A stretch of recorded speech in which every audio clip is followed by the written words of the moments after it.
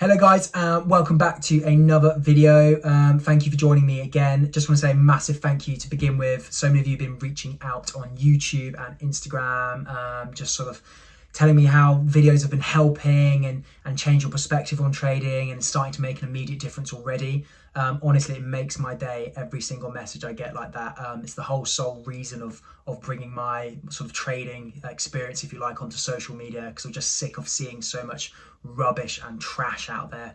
And I thought, it's time to set the bar straight and be a bit of an anomaly, I guess, and bring that fresh perspective that people are really missing out on. So massively appreciate it. So guys, we are going to deep dive into a Q&A today. I popped a story out the other night on my Instagram. If you don't follow me already, you can find me at The Anomaly Trader on Instagram, just the same as my YouTube name. So I popped a Q&A up. I said to everyone, ask as best questions as you can possible, and then I'll put it all into a video because I get a lot of questions, a lot of similar questions as well in my DMs. So I thought it'd be good to do a Q&A, answer some of those most frequently asked questions all in one video, just so we can help as many people and put it all in one video to help people. So without further ado, let's get into it. So first question is trading routine. So before I get into this, I just want to start by saying there's a massive misconception online. People think that you need to be sat on the charts all day, you need to be nursing your computer, nursing your charts, looking at everything all the time. And quite frankly, it's a load of nonsense, it's a load of BS. It's ultimately going to lead to you over trading, seeing setups that aren't there, querying your analysis back and forth, second guessing things, over trading, as I said, and ultimately it's going to lead to the same outcome each time: burning through cash, burning through capital, and ultimately blowing an account and developing super poor habits. So for me personally, my trading routine, I'm actually going to start on a Friday night. You must be thinking, what the hell is he on about? So Friday night, 10 p.m, when I've seen daily close and we can see the weekly closes as well. And that tells us a massive idea of, again, where price has obviously been for that week we've just had, but also then where price, more importantly, is going to go the week after. And I don't even bother looking at the 4 hour and below, because the daily and the weekly, ultimately, as you know, if you see my other videos, that's what dictates where market sentiment is, where price is going to go, even in the short term as well as long term as well. So daily and weekly closes. I'll then film my market breakdown video. I'll film that obviously for myself, and then for people that have come through my Anomaly Mastery educational course, or people who have come through my one-to-one mentoring, I ping that same video out to them as well, so they can have a good look. So I do that to begin with. We lay out all the pairs on the table. We go through the indexes. We go through overall market sentiment. So you have complete clarity of what's going on across the board with the US dollar, with the JPY basket, with the euro. You get the picture. And then typically, again, I'll go off and do my weekenders, whatever I do, and my hobbies and so on. I won't look at anything. And then it comes to Sunday night, and I'll go back through that same video, and then I will go back through my charts personally myself, just to make sure I'm happy with what I've been seeing on the Friday night, and coming back at it with a fresh pair of eyes. And then on that analysis, on that video, should I say, I've obviously marked up my analysis. I've marked up potential trades that are pending, or potential trades that may be a week away or a couple of weeks away, or things that are imminent and maybe a day or two away. And so I'll mark them with a key on the watch list.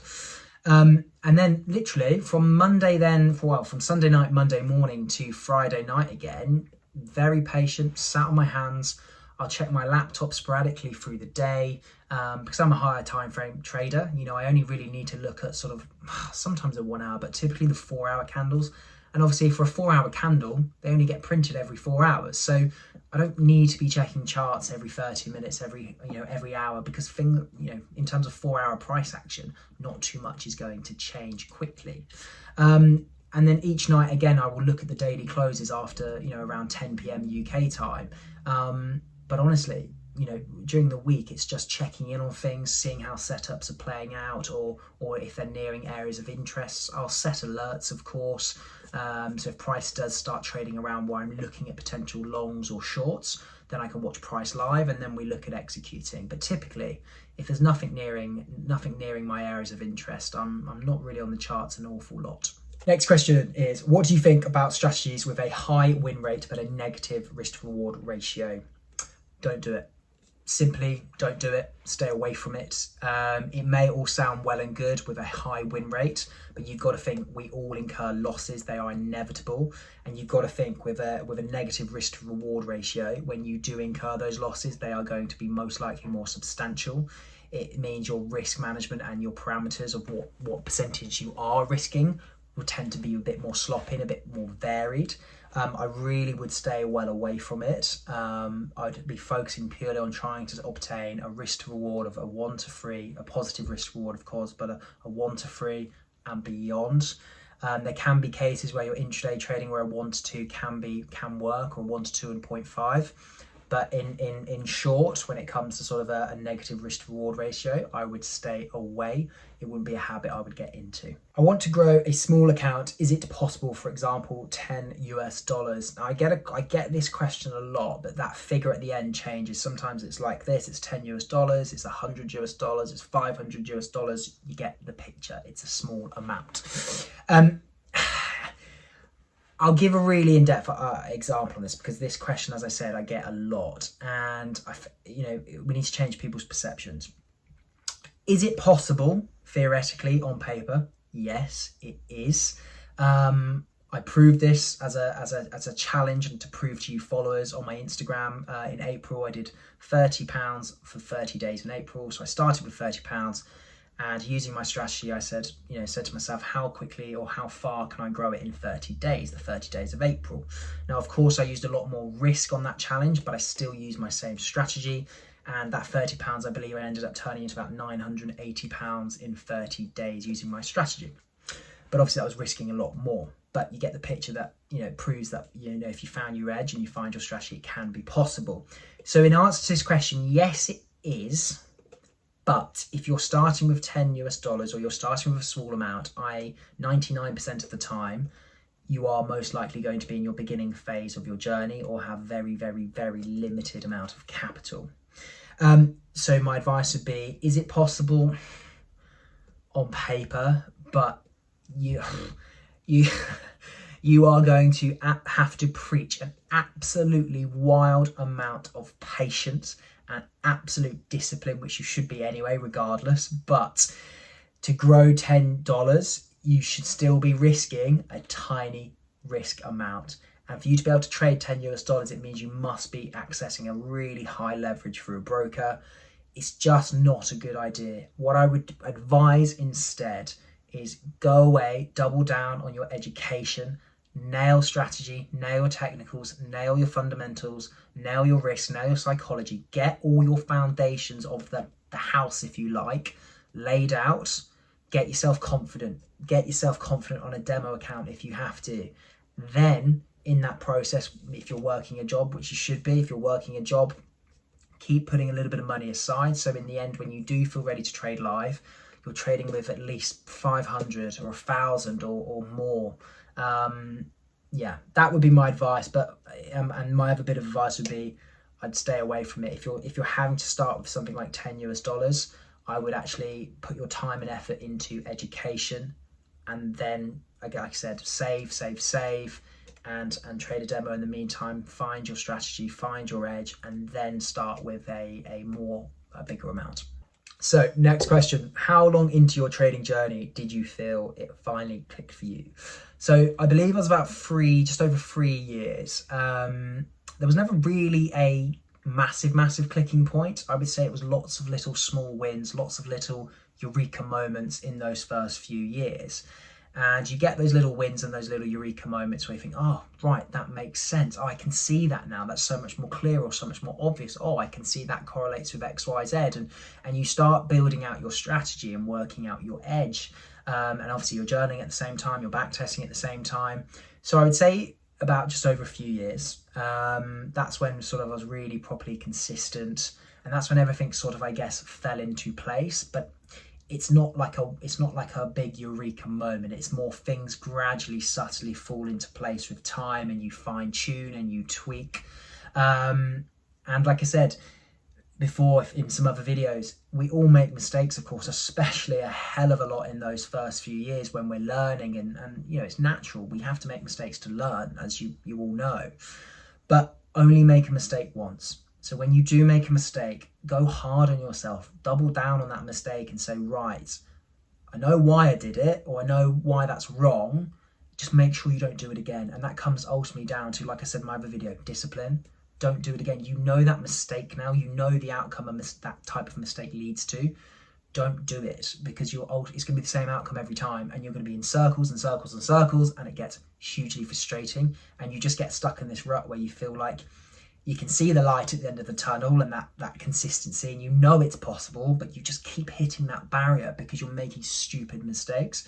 So I always say to people, getting to that, I guess, that eureka moment, if there even really is one, is really double down on your mistakes and make sure you don't do them again. It will massively speed up that journey in terms of getting to consistency. So how to conquer fear when entering into a trade, even when your strategy plays out. So typically, fear in trading comes from a couple of different avenues. Number one is you have got your risk wildly out of proportion. So you're over lot size, so you're over positioning sizing, you're over leveraging, you're taking too big of positions basically for your account size. That's number one, because that immediately creates that fear or nerve or anxiety, I guess, because you think, well, if this trade goes against me and it hits my stop loss, or if you even have a stop loss on, if that's the case, which obviously is suicide, but if that trade goes against you, you know in the back of your head that it's going to wipe you out for more than just 0.5% or 1%. And that's typically what creates that fear or that nerve or that nervous energy. So double down again, nail your risk. Because if you're only risking, again, 0.5% or 1%, if it hits your stop loss, it hits your stop loss. And as long as your stop loss is correctly placed for the right reasons, then it's a good thing that it hits your stop loss if it's going to hit it, because it's taking you out for a small loss compared to what it potentially could be. So that would be number one, as potentially why people have fear. Number two would be, if you feel your strategy plays out, I would question that in the sense that, does it genuinely play out? So what I mean by that is, does it play out over a course of 6 months? Does it play out over the course of 12 months? And these are tiny numbers still. You need to be making sure your strategy plays out and going back over market data, back testing 3, 4, 5, 6, 7, honestly, 7, 8, 9, 10 years, huge amounts of data. And not a lot of people want to do it because they lack that discipline, or they don't really want it enough. You have to go back through masses and masses amounts of market data. And as you do that and you work out your win rate and you work out, actually, my strategy performs in better scenarios than others, or better timeframes, or better, trading sessions like the London or New York or whatever it may be, you develop your edge. And as you develop your edge and you can see, actually, well, if I take that trade based on my strategy of X, Y, Z and that criteria, then again, that should massively reduce that the word you use, fear, because you know what's over time your strategy will play out and you'll be profitable because you've got that 9-10 years beyond of data behind you. So even when you go through losing phases, or even when you go through, even sometimes there's periods of quarters where you might be losing or breaking even each month for a quarter of the year, over time from market data and history, actually, we'll ride out those horrible times. We'll all go through them at some point because your strategy plays out. So again, it's one of those two things typically as to why people still carry fear in trading. Or I guess a third reason would be just lack of experience, lack of time in the markets. Anything about Forex news trading. So again, wouldn't do it. If in short answer, I'll give both answers. But in short, I wouldn't do it. I would stay away from trying to trade the news. Now, it's a different story if you're in a trade already and news is coming up, especially significantly impactful news is coming up, then it's a different story. If that's the case, and let's say you've been in a position a day or two and you've been holding it, and you have, let's say you've entered a trade on Tuesday and we have big news on the Thursday, and maybe you're in a small amount of profit or a big amount, or you're around break even, whatever, it doesn't matter too much, then it's a different story. If that's the case, let's take an example. Let's say you're in a decent amount of profit and you're looking at the potential forecasted data to come out. Let's say you're in a trade that is favoring US dollar strength, and you've got some US dollar news coming up that afternoon that's looking like it's going to be bearish for the US dollar. What I would typically do is take your risk off if you can. So obviously if your trade is playing out and it's in a healthy enough amount of profit, or it's done a healthy amount of the move intended, then I would get that stops to maybe just past break even, take the risk off. If it takes you out for a little bit of profit, brilliant. So that would be one opportunity. That would be one way of dealing with it. The second would be, if you're in a decent amount of profit and you and again, data's predicting that actually this is not going to play out too well and it's going to ruin your trade potentially, then I would just take the profit off the table. You know, I'd be lying today if I sat here and said every trade plays out to my take profit. It doesn't. Markets, again, they can be unpredictable at times. They are choppy at times, even on higher time frames at times. So there's times where I may be in a position that's, you know, aiming for banking 3.5%, something like that. And I've taken myself out for 1.9% or a 2% because I've started seeing price on maybe the 1 hour or the 4 hour start to not look as good, or starting to look like it's reversing for not in a good way against my trade. So that would be the other thing. If you know you've got news coming out, then again, taking profits off the table, because ultimately profit at the end of the day and percentage gain at the end of the day, it's percentage gain. You know, it all adds to the capital, and keeps that momentum going, keeps that building of your capital going. But ultimately, an answer in short would be, don't trade the news ever. I don't care if you trade lower time frames, higher time frames. Don't deliberately take a trade in the hope that you're going to catch a move based off the news. It's gambling. If you need any further assistance, please reach out to me on YouTube. Please reach out to me on Instagram. Book a free call if you want. Links in the bio. But more than happy to answer any questions at any time. I will always go above and beyond for anybody that genuinely wants to learn, genuinely wants an education in trading, and is taking it seriously. So I hope you found that helpful, guys. Reach out if you need me, and I'll catch you on the next one.